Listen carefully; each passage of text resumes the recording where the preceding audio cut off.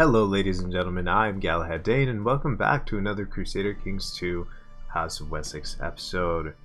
Now, last episode we finally got our revenge on the King of Cornwall, although he still owns one tiny county here.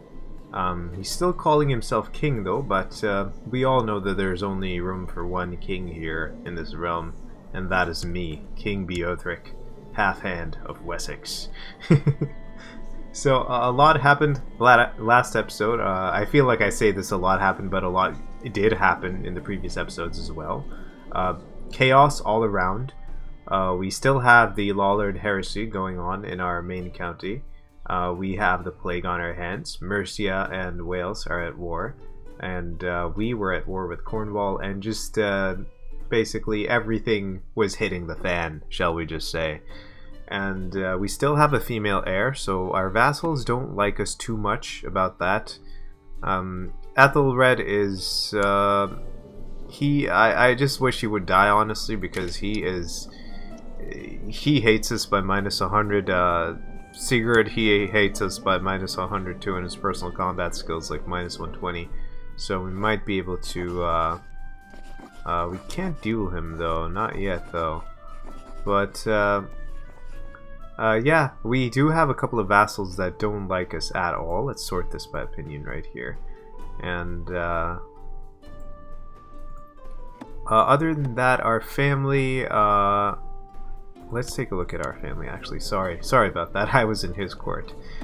So we do have some vassals that don't like us at all. Our family right now is all women, ladies of the court. Our daughter, Countess Gunhilda, is going to inherit. Our son-in-law is Welsh too, so hopefully that brings in some Welsh land into our kingdom in the future. Hopefully we get some claims through her husband. And our other daughter, Ethelgifu, is still betrothed to this guy right here. We do have a bunch of pacts right here. We have 3 pacts actually. A couple of chiefs and a count in Wales, I should say. So hopefully, I mean, we are primed in position to basically be the best we can, I should say, the most secure we can be. And other than that, everything seems to be going pretty well. So, other than the usual, I should say. But yeah, I mean, ooh, an event. After spending lots of time with few people, you have been positively surprised by Egbert. During his difficult time, you have gotten to know and understand him well. In many ways, he compliments you nicely, and you have a good time together. I have gained a friend. Now, only if I had the gain a friend ambition. We can get Stonehenge, or we can start building our treasury. And as I say that, another counselor just leaves like that. He ended up dying.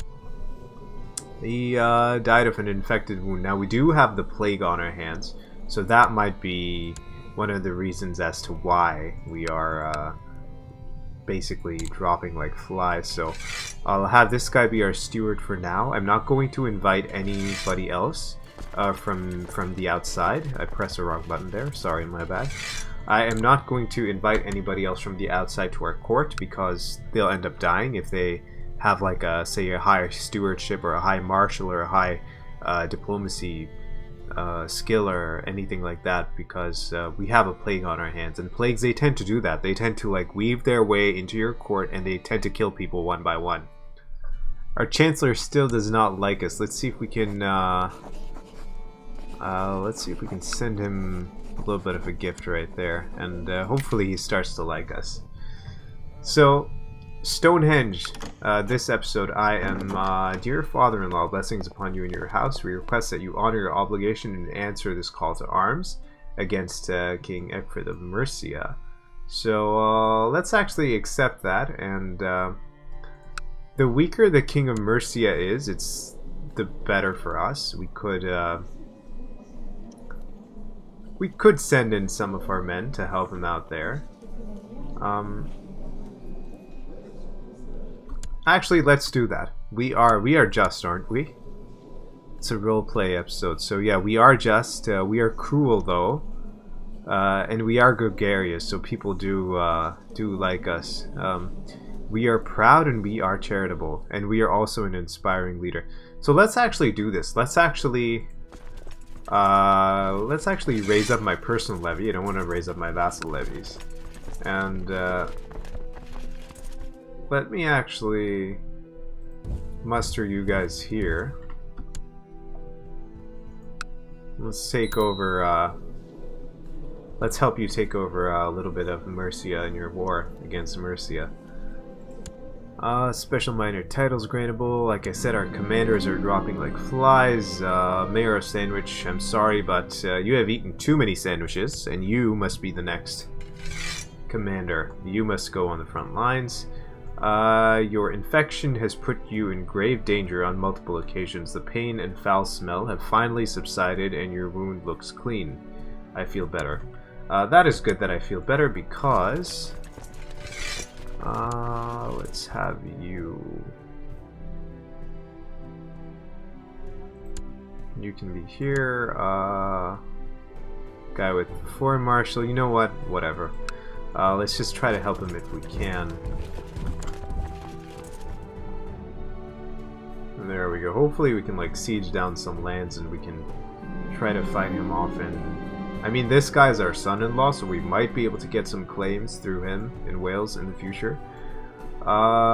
Bishop AEthelweards, why don't you just die? This guy has been a thorn in my side. I have fought him. I have ridiculed him. I have mocked him at every turn. I have, God knows what, I have thrown everything but the kitchen sink at him, and he is still on my heels. And he's basically like that fly that you keep swatting away, but it keeps deciding to fly around you anyway. But yeah, let's try and help him out a little bit. And the weaker Mercia is, the easier it will be for me to conquer them later on. And hopefully this guy gains a little bit more land as well. Because he will end up becoming a more powerful ally, and he can hopefully overthrow his lord, who is King of the King Rice II, and hopefully he can do some good stuff for us in the future. So I am investing in this son-in-law of mine, so hopefully he pulls through and doesn't backstab me. The Herefian claim on Rochester war has ended. Count 1. Okay, count the King of Mercia 1. That's fine. I'll just march my army back. All good. I just tried to help him as much as I could, but unfortunately it wasn't to be. And hopefully this epidemic blows over and we can do something in the future. So this is the state of our realm right now, and let's take a look at the Holy Roman Empire, which are moving in more and more into Italy. And the Byzantine Empire is doing what it does. Let's actually send our... Is our spy master studying technology here? He is, yeah. So hopefully, like, our heresy rate is down as well. What should I do to get this Lollard heresy down? Like, I would really like to know, guys. So please, like, any of you, if you guys know this, like, please comment down below. And let me know what I should do to like resolve this issue, because the rest is all like Catholic and then Catholic Christian, and then in my realm at Winchester, I should say, it says Lollard heresy. So for that reason, I'm not sure. I could move my capital later down the road to Middlesex, but I'm not going to do that as of right now. We are okay. Let's take a look at our laws actually. We are agnatic, cognatic, primogeniture. That is fine. Our realm is status of women could be a bit higher. Administration, late feudal, that is later down the road. And revocation of title is allowed, so that is all good. We are in prime position, like I said again. Ruler unmarried. Our wife died. Oh no. Gisela Carling. Oh no. Let's try and get married to somebody. Let's see here. She is a Visigoth, and she has good stats though. She's brawny, she's uncouth though, so not very good.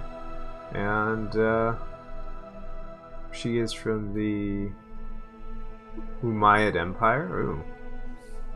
Frankish. She's deceitful though, so that's let's actually, I would wonder though, if I stayed unmarried, would that be a bad thing?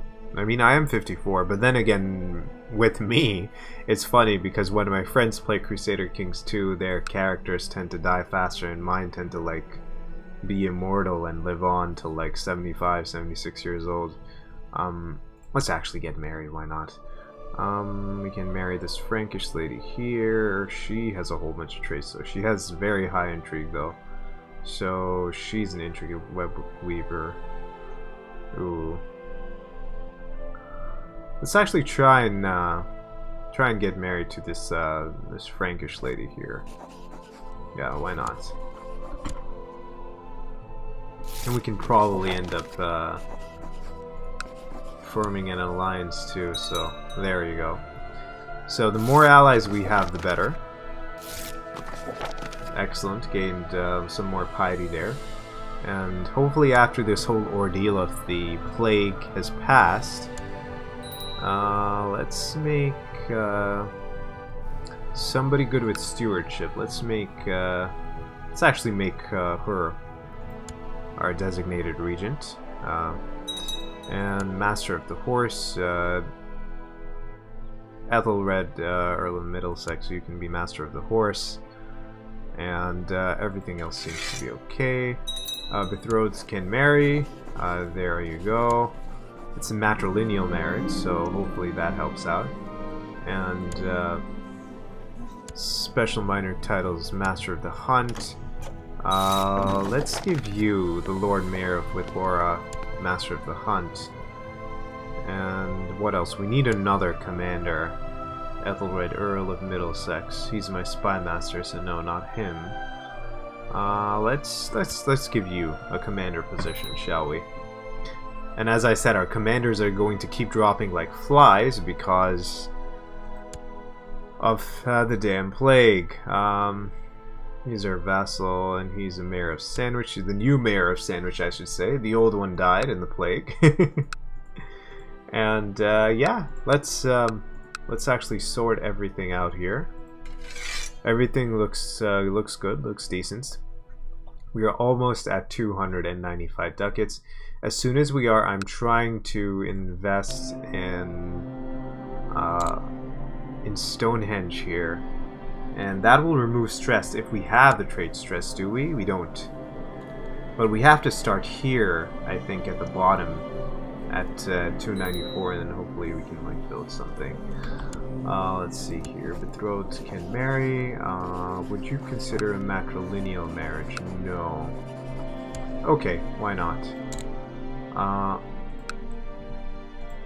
Let's see here. Stonehenge. Why can't I build it? Stonehenge is active. So does it need to be not activated? Like, I don't understand this. So put down in the comment below, ladies and gentlemen, how this works, because it says Stonehenge is active, so I think we might have to loot it. Let's actually start looting.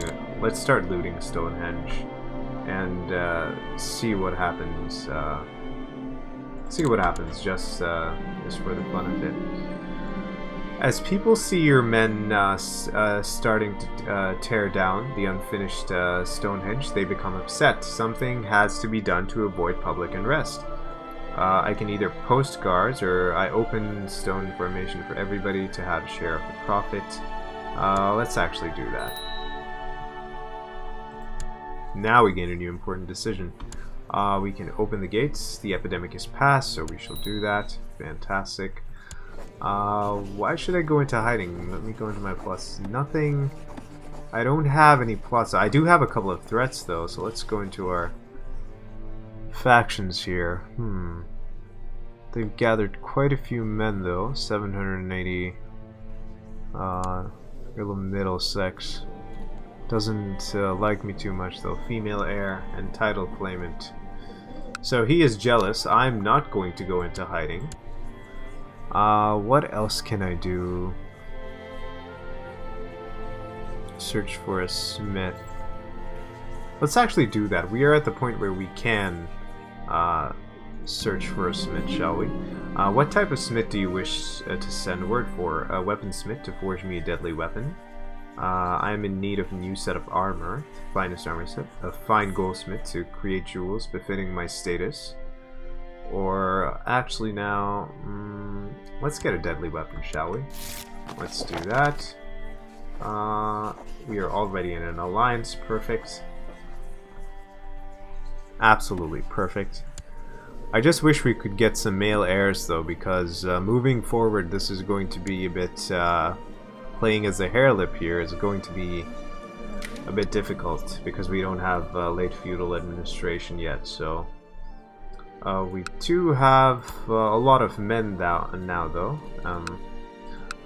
The king of East Anglia is carving up his own land here. And the King of Mercia is slowly but surely losing his land. He's defending against Earl Enwine of Cumberland. And he's got a truce with King Caradog, who he was fighting earlier. My Marshal Elfwig has told me about a remarkable weaponsmith residing in Devon. He suggested that I invite the man to my court to see his work for myself. If he manages to impress me, I could order my own custom-made item. A fine idea, Marshal Elfwig. A fine idea indeed. It's a good idea overall. Once the weaponsmith's craftsmanship has been checked by my most knowledgeable attendants to ensure the quality was sufficient, I received him in the throne room. He introduced himself as Master Ethelstan and gestured towards his numerous assistants, who all carried examples of his work. Does my king have anything special in mind? You can never go wrong with a good sword, or a lance is what I desire. I have always been one for an axe, or I will crush my enemies with a mace. Me personally, I'm a sword kind of guy, I think. I think King Beothric is a sword type of guy, and yeah, let's actually... yeah, according to his traits, yeah, let's go with that. You can never go wrong with a good sword. So, this sword will be costly. It might cost us around 300 ducats or so in the long run. The sword I see an excellent choice, my king, says Master Ethelstan, and calls forward an assistant cradling several swords in his arms. I have a couple of examples here. One must determine what one needs and allows, and how much one is willing to pay, though. They would all serve your highness well. Craft me something of high quality and I can bring with me to combat. Yeah, let's do that. Let's give him 100 gold. And okay, so we have a just cause now. Bishop Ethelred's arrogance has earned him a place in my dungeon because he is trying to kill me, and I have a 41% chance to imprison him. So, with that being said, I'm not going to ask any questions. He is trying to kill me, so I am going to send him to the dungeons. Yes, we imprisoned him. Very good. Bishop Ethelred is now safely locked away in my dungeon and awaiting his fate. Excellent. So because of that, now I can actually execute him, I think. Let me just go back into my prisoners list. I'm not going to ransom him, but I'm actually... I don't... this is the thing, though. I am cruel, so I don't care what people think of me regarding this personal bishop, because usually in my playthroughs I wouldn't do this, but according to my character traits here, I am cruel, so... this execution will cost you 20 piety and your vassal's opinion minus 10. So let's do it. My friend, where are you? Ethelred, you have been a thorn in my side, and just look at this guy. Like, he is a dutiful cleric. Okay, he's scarred, he's greedy, he's humble and cynical at the same time. He's erudite, arbitrary, one-handed, possessed. He is possessed, though, so maybe that might explain it, and he's stressed as well. So, oh, and I was antagonizing him for some reason. That is something indeed. I didn't know I was antagonizing him. Excuse me, I didn't know I was antagonizing him this entire time. Galahad Dayne hashtag 2019. Anyway, coming back here, let us execute this guy and have him be a problem to us no more. There we go. Successor nomination. Let us appoint a new successor. Let's actually have our... what's the succession for? The Bishopric of Glastonbury. Let's have our Chancellor actually. Let's appoint him as a new successor. And with that, we get another achievement. A turbulent priest. Fantastic. So with that being said, guys, ooh, a queasy feeling overcomes you and you feel an immediate urge to vomit. So that is not very good. Anyway, on that note, guys, I am going to put a cut in the episode here, and I hope you enjoyed this episode. Do remember to drop a like and subscribe to the channel. It helps me out immensely, and I will see you all next time.